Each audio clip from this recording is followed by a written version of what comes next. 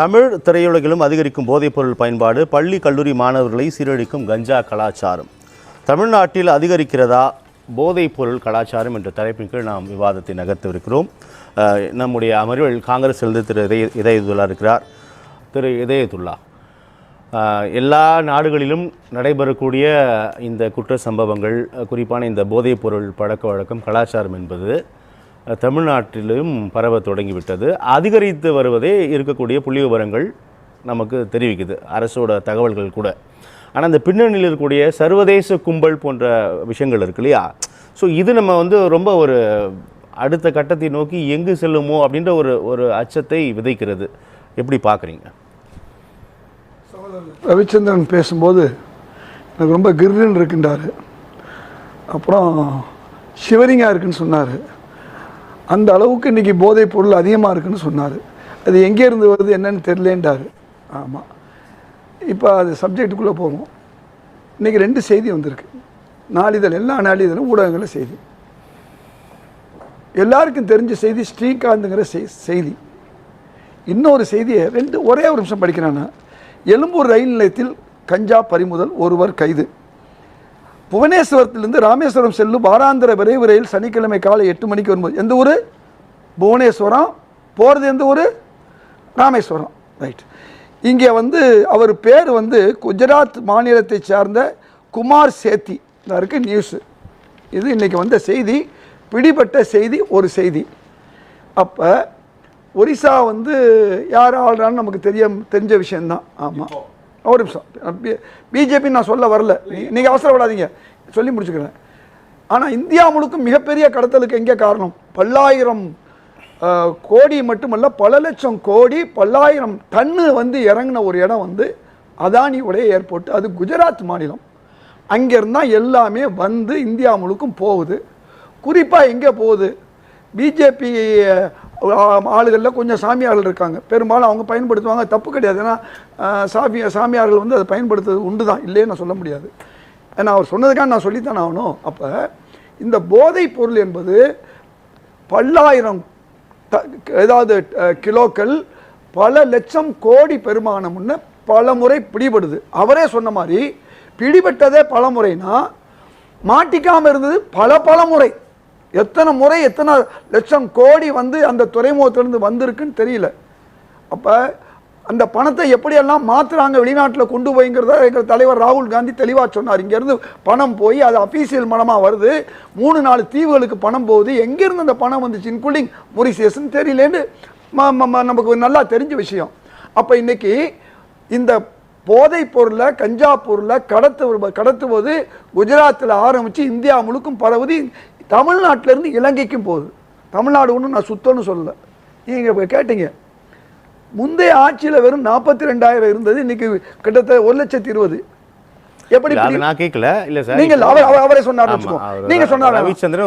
என்ன காரணம்னா அன்னைக்கு இதயத்துல நீங்க சொல்லுங்க. சின்ன குறுக்கீடு தான். நீங்க அதுதான் ரவிச்சந்திரன் கூட அதை கோடிட்டு காட்டினார். நம்ம உடனே குஜராத், உடனே மத்திய பிரதேசம், உடனே அப்பா ஸ்டாலின் சொன்னார் இல்லையா? நான் கேக்குற கேள்வி, கேள்வியோ நீங்க சொல்லுங்க. நான் உங்களை குறுக்கிடல. நான் என்ன சொல்ல, உங்களுடைய பின்னணி முந்த்ரா துறைமுகம் சொன்னீங்க, அந்த விவகாரங்கள், அந்த நிறைய சொல்லிட்டீங்க. நல்ல வேலை. ஆமா, அந்த துறைமுகம் ரைட், மறுப்பதற்கில்லை. நாங்க இந்த பின்னணியை நம்ம பார்க்கலாம். நீங்க தமிழ்நாட்டுக்கு வாங்க. அதான் வர்றேன். இப்போ பிரச்சனை நடைபெறுகிறது தமிழகத்தில். குஜராத்திலிருந்து தமிழ்நாட்டுக்கு கலாச்சாரமாக மாறுகிறது என்ற தலைப்பின் கீழ் நம்ம ஒரிசாலிருந்து தமிழ்நாட்டுக்கு வந்துட்டேன். பாருங்க, நோய் நாடி நோய் தடுக்க தவறியவர்கள் யார், இங்கு என்ன செய்து கொண்டிருக்கிறார்கள், சொல்ல வந்தேன். தமிழ்நாட்டுல தான் பாதுகாக்கிறார்கள் என்பதுதான் நம்ம விவாதிக்கணும். தமிழ்நாட்டை தான் நான் ஆரம்பிச்சேன். ப்ளீஸ். நோய் முதல் நாடி, நோய் நாடி நோய் முதல் நாடி, அது தணிக்கும். வாய் நாடி வாய்ப்ப செயல். எங்கேருந்து வருதுங்கிறத முதல்ல தெரிஞ்சுக்கிட்டு, ஏன் தமிழ்நாட்டுக்கு அவங்க இப்போ இந்த அளவுக்கு கொண்டு வர்றாங்கிறத என்ன பேசணும். முந்தின ஆட்சியில் 42,000, இப்போ 1,20,000 பிடிபட்டது. அதிகமாக இந்த ஆட்சியில் பிடிபடுவது மட்டுமல்ல, நீங்களே சொன்ன மாதிரி கஞ்சா தமிழ்நாட்டில் கஞ்சா பிடிபடுவது என்ற பின்னணியில் நிறைய புழக்கம் இருக்குது இல்லையா? நீங்க பிடிபடுகிறது அப்படின்றத நம்ம கடந்து போக முடியாதுல்ல. புழக்கத்தை சொல்லுங்க. அதிகமா முதல்ல ஆபியஸா பிடிக்கிறாங்க. புழக்கம் ஏன் வருது? பழக்கத்தினால வருது. அதை நம்ம பேசணும். இந்த புழக்கம் ஏன் வருது? வழக்கத்தினால வருது. பழக்கத்தினால வருது. இப்போ நமக்கு அது சப்ஜெக்ட் போகும். இந்த ஆட்சி வந்த உடனே பல மடங்கு பிடிபடுது. இதுதான் முக்கியம். அதுக்கு தான் ஒரு உதாரணம் சொன்னேன். நீங்களே சொன்ன மாதிரி கஞ்சா வைத்திருப்பவருடைய சொத்துக்கள் பறிமுதல் செய்யப்படுகிறது. அவருடைய வங்கி அக்கௌண்ட்ஸ் இதுவரை இந்தியாவில் எந்த மாநிலத்திலும் இல்லாத ஒரு வேலையை தமிழக முதல்வர் செஞ்சதுனால முன்ன பிடிபடாதெல்லாம் பிடிபடுச்சு. ஒரு காலத்தில் அமைச்சரே, அதிமுகவுடைய அமைச்சரே குட்காவுடைய வழக்கில் நம்ம நல்லா தெரியும். ஊர் அறிஞ்ச விஷயம், உலக அறிஞ்ச விஷயம். இன்னைக்கு வரையும் அவருக்கு பேர் அடைமொழி குட்கான்னு தான் சொல்கிறோம். அது சுகாதார அமைச்சராக இருந்தவர், பல்வேறு அமைச்சராக இருந்தவர். ஏன் சொல்கிறேன்னு சொன்னால், அந்த குட்கா பொருள் தடை செய்யப்பட்ட பிறகு அந்த பணத்தை எப்படி காப்பாற்றினதுலாம் நமக்கு தெரியும். அதில் பிடிபட்டது தெரியும். யார் யாரெல்லாம் அந்த மாதிரி ஒரு நிலை இன்னைக்கு இல்லை. நான் சொல்கிறது பாஜகவுடைய இன்றைய புதிய கூட்டணி கட்சியை பற்றி நான் பேசிக்கிட்டு இருக்கேன். இது ஒரு பக்கம் இருக்கட்டும். இன்னைக்கு மாட்டல இந்த நிலை இல்லன்றீங்களா? இந்த நிலை தானே இருக்குது சார். இருக்கறனால தானே சார் சொல்லிட்டு இருக்கேன். அதுதான் சொல்றேன். நீங்க தற்போது இல்லன்னு சொல்றீங்களே. நம்ம விவாதத்துக்கான நோக்கமே இல்ல இதெல்லாம் சொல்லுங்க. ஒண்ணுனா சொல்லிட்டு வரேன். ப்ளீஸ் சொல்லுங்க. ஏன்னா வரலாறு என்பது மக்களுக்கு போகணும். குட்கா வரலாறுல இருந்து மட்கா வரலாறு. மட்கா தெரியுமா உங்களுக்கு? அதே மாதிரி ஒரு ஐட்டம் தான் அது. அதனால இப்போ பிட்காயின் வந்து இப்போ புதுசா இதெல்லாம் ஒரு பக்கம் இருக்கட்டும். இப்போ நான் என்ன கேட்குறேன், இன்றைக்கு நடிகர் ஸ்ரீகாந்த்னு சொல்றாங்க. அழகா சொன்னார் ரவிச்சந்திரன், நான் பாராட்டுறேன். பிடிபடுறது ஒரு ஆள், பிடிபடாது பல ஆயிரம் கூட இருக்கலாம், இல்லைன்னு சொல்ல. சரி, இவங்களுக்கு கொடுத்துக்கிறது யாரு? அவங்களுடைய கூட்டணி கட்சி அதிமுகவை சார்ந்தவர். ஏன்னா அவர் தேவையில்லாமல் முதல்வர் ஸ்டாலின் எழுத்தனால நான் சில உண்மைகளை சொல்லித்தான் ஆகணும். இன்றைக்கு நடக்கிறது யாரு? அந்த கட்சியினுடைய ஒரு ஊடகத்தில். அது ஏற்கனவே குட்காவிலேயே அதிமுக, இங்கேயும் அதிமுக. அப்போ பிடிபடலை, வெறும் 42,000 கிலோ பிடிபடுச்சுன்னா, இப்போ 1,00,000 பிடிபடுதுன்னா இந்த ஆட்சியில் வந்து ஒழுங்காக பிடிக்கிறாங்க, சட்டத்தை மதிக்கிறாங்க, அதிகமான சூழ்நிலை பண்ணுறாங்க. கள்ளம் பெருசா காப்பான் பெருசா, எவ்வளவுதான் இந்த ஆட்சி காப்பாற்றுவதற்கு முயற்சி செய்தாலும் இந்த போதைப் பொருள் என்பது எங்கெங்கெல்லாம் மாணவர்களை போய் சென்றடைகிறது. அது மட்டும் இல்லாமல் சினிமா நடிகர்கள் இன்னைக்கு இல்லை, சினிமா நடிகர் என்னைக்கு நடக்குது, இன்னைக்கு பிடிபட்டிருக்காங்க. அவர் 10 பேரை விசாரிக்கிறதுல தான் ஒருத்தர் ஸ்ரீகாந்த்னு வருதே ஒழிய, அப்போ பிடிபடாதவர்கள் எத்தனையோ பேர் இருக்காங்க. என்ன காரணம்? இன்றைக்கு வேலை இல்லாத ஒரு சூழல் இன்னைக்கு மக்கள்கிட்ட வந்துருச்சு. அப்போ அவங்க என்ன செய்கிறாங்க, பெற்றோர்கள்ட்டையோ சொத்துலையோ எடுத்து இந்த மாதிரி போதைக்கு ஆளாக. இதைத்தான் எங்கள் தலைவர் ராகுல் காந்தி ரொம்ப தெளிவாக அன்றைக்கி சொன்னார். இந்தியாவின் உற்பத்தி இதுவரை இல்லாத அளவில் சரிவு. ராகுல் குற்றச்சாட்டு. 2014 இருந்து இன்னைக்கு உற்பத்தி துறையின் பங்கு 14% குறைந்து இருக்கிறதுங்கிறது இன்னைக்கு அவர் சொல்லிட்டது மட்டுமல்ல, மேக் இன் இந்தியான்னு சொன்னாங்க, அதுவும் ஃபெயிலியரு. இந்த மாதிரி ஒவ்வொரு இந்தியாவும் ஃபெயிலியர்னு சொல்லிட்டு வந்துட்டார். எதுக்கு சொல்ல வரேன்னா, சிறு குறு தொழில் அழிஞ்சு போனதை நம்ம பார்க்குறோம். அவர்கள் என்ன செய்வாங்க, வேறு வழி இல்லை, நல்லா இருந்தவங்க ஒன்றுமே இல்லைன்னு சொன்னால் இந்த மாதிரி கஞ்சாவுக்கு போகிறது, போதைக்கு அடிமையாகிறாங்க. நீங்கள் வேலை வெட்டி இருந்தால் இந்த வேலைக்கு போக மாட்டாங்க ரொம்ப பேர். இப்போ 2 விஷயந்தான். அதுவும் நடிகர்களில் கூட வேலை வெட்டி இல்லாத நடிகர்கள் இந்த வெட்டியான விஷயத்துக்கு போவாங்க, வேலை இல்லைன்னா வெட்டி விஷயத்துக்கு போவாங்க. இதுதான் இன்னைக்கு நடந்து கொண்டு இருக்கு. எதற்காக அவங்க உபயோகப்படுத்துறாங்கன்றது நம்முடைய நோக்கம் இல்ல. என்ன காரணம் உருவாகிறது? உங்களுக்கு அருமையான குரலை சிறார்களே பாலியல் வன்கொடுமை, திருட்டு உள்ளிட்ட சம்பவங்களில் ஈடுபடக்கூடிய சிறார்கள் 87 விழுக்காட்டினர் போதை மற்றும் மது பழக்கத்திற்கு ஆளாக இருப்பாங்க. சிறார் குற்றவாளிகளோட ஆவணங்கள் இதை பதிவு பண்ணுது. ஸோ இது வந்து இவ்வளவு பரவி இருப்பதற்கான நம்ம தடுக்க தவறு இது ஏன் அப்படின்றத நம்மளுடைய சொல்றாரு. நீங்க வந்து வெவ்வேறா அது பேசுறீங்க. இல்ல வேற இல்ல, அடிப்படை என்ன, இந்த கஞ்சா புகை மது இதுதான் எங்கே கொண்டு போய் விடுக்குது, கற்பழிப்பில் கொண்டு போய் விடுது. கற்பழிப்பு கொலையில் கொண்டு போய் விடுது, கொள்ளையில் கொண்டு போய் விடுது. இந்த விளக்கம் மக்களுக்கு தெரியும், நமக்கும் தெரிஞ்சுக்கிறணுமா இல்லையா?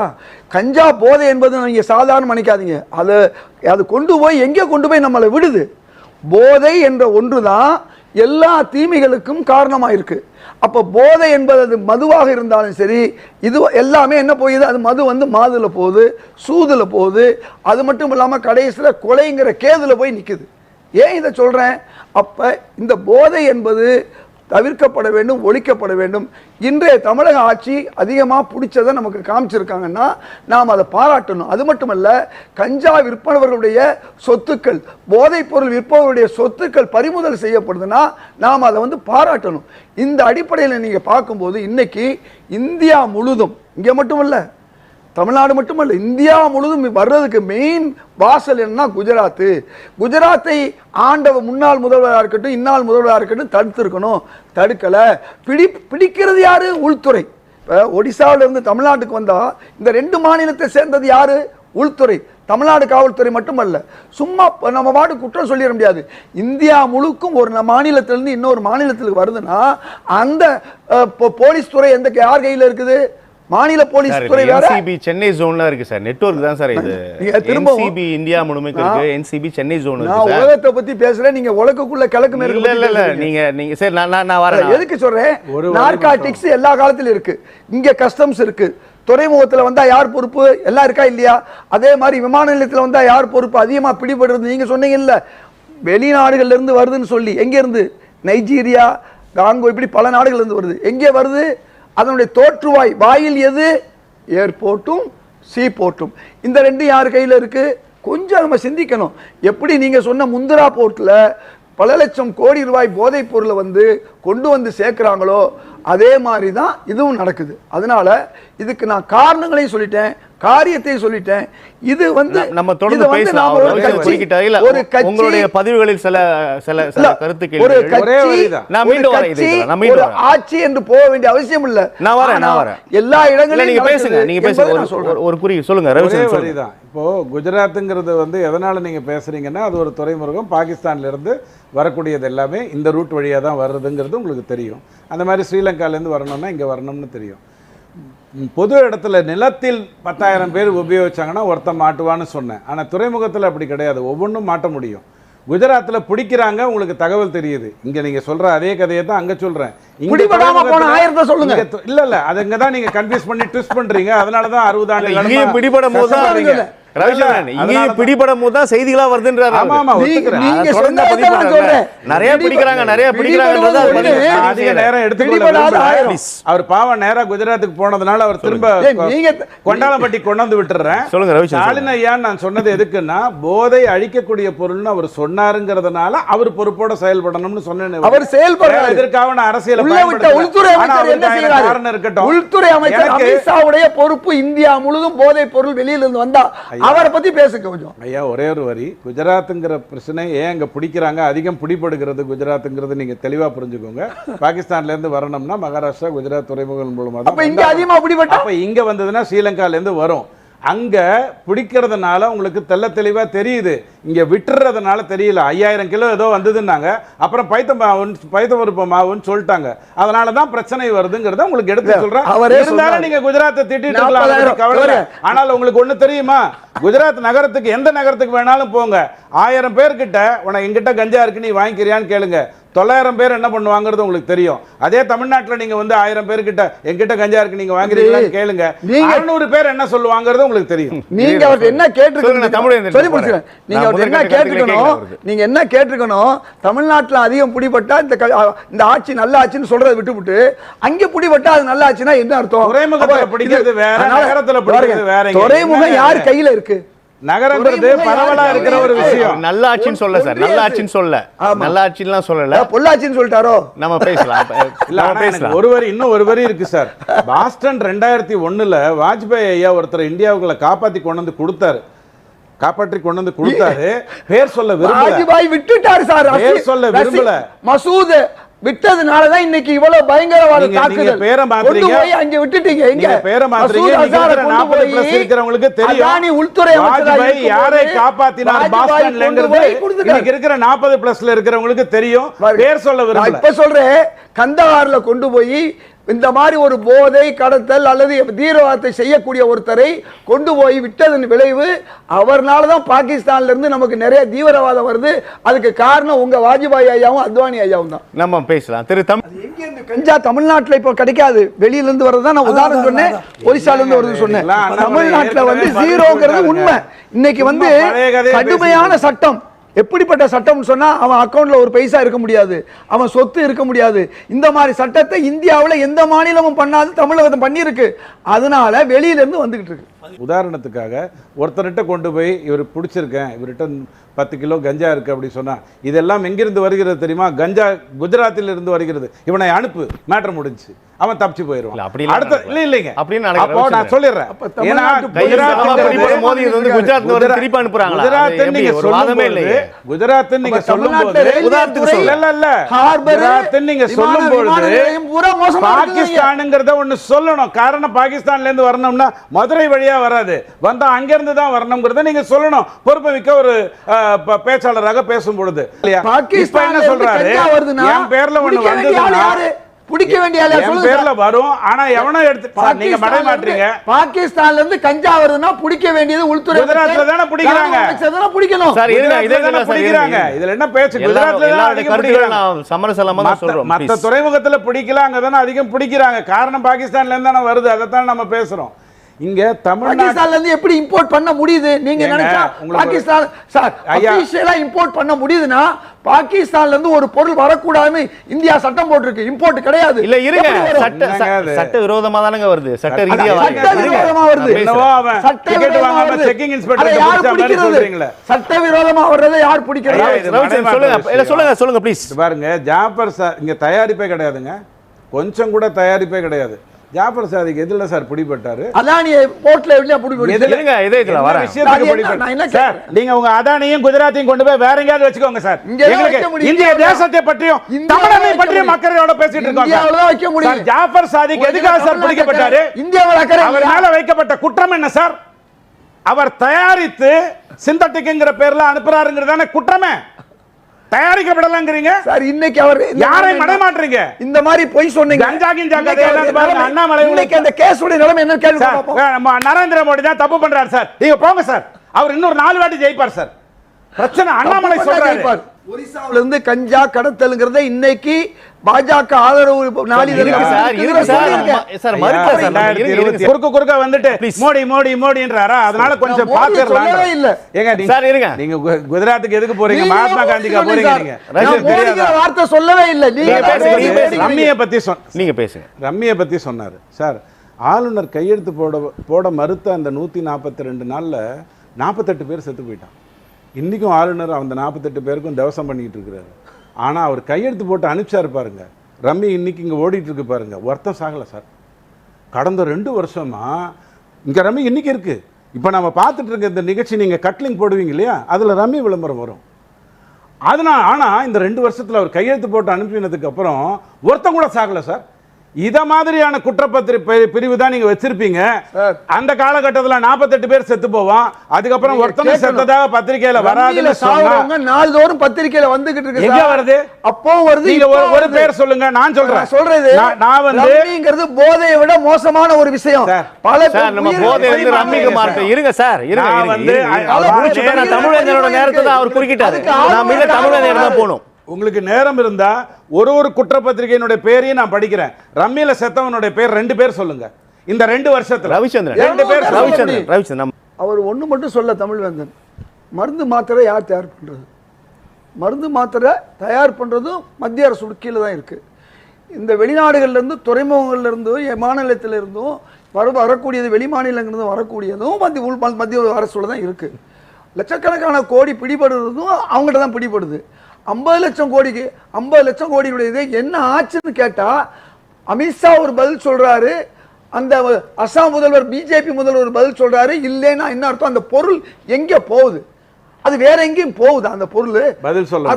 அது மட்டும் இல்ல, எரிக்கப்பட்டதுன்னு சொன்னா எரிக்கப்பட்டது எங்க போகுது? இது ஒரு பக்கம் இருக்கட்டும். பதில் சொல்ல. ஆளுநர் ஒரு வரியில சொல்லிடுறேன். ஆளுநர் அந்த விஷயத்துல ரம்மி விஷயம் போதையை விட மிக மோசமான. ரம்மி வேணாம், நம்ம பேசலாம், அது தொடர்ந்து பேசலாம். இந்த விவகாரமே புதாகரம் ஆயிடுச்சு. இல்ல இல்ல இல்ல, ஒரே வரியில இந்த உடனே சொன்னா போதும். பதில் சொல்லிடுறேன். எனக்கு உண்மையிலேயே அதனுடைய இது தெரியாது. அசாம் விவகாரம் இருந்தாலும் தெரியலன்னா ஏன் பேசணும்? இல்ல நான் வரேங்க. மூலம் தெரியலன்னா மூலம் இருக்குல்ல. ஆதி மூலம் தெரியுமா? ஏங்க, மணிப்பூரில் கலவரம் நடந்து கொண்டிருக்கிறது. எதுக்காக நடக்குது? 9 வருஷமா அங்க சாவடிச்சிட்டு இருக்கிறோம். போதைப் பொருளை தயாரிக்கிறோம் எவனா இருந்தாலும். அதனாலதான் நடக்குது. ஆனா அதை திசை திருப்பிட்டு 9 வருஷமா பிஜேபி ஆட்சி இருக்குது. அது ஒரு ரெட்டை இன்ஜின் ஆட்சி. அங்க மணிப்பூர்ல தொடர்ந்து வரக்கூடிய இந்த போதை கலாச்சாரத்தை கடந்த 9 வருஷமா தான் பிஜேபி பிடிக்குது. காரணம் என்னன்னா 371 வந்ததுக்கு அப்புறம் தான் கதைகளே வேற விதமா போச்சு.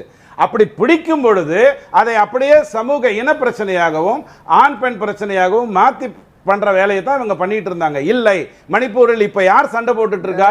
குக்கி மட்டும் தான் சண்டை போடுறான், மைத்தி அவன் வேலையை பார்த்துட்டு இருக்காங்க. இதெல்லாம் நீங்க புரிந்து கொள்ளுங்க. குஜராத் போயிட்டோம், மணிப்பூர் போயிட்டோம், அசாம் போயிட்டோம், தமிழ்நாட்டுக்கு வந்துடலாம். அவர்தான் கொண்டு போனார்.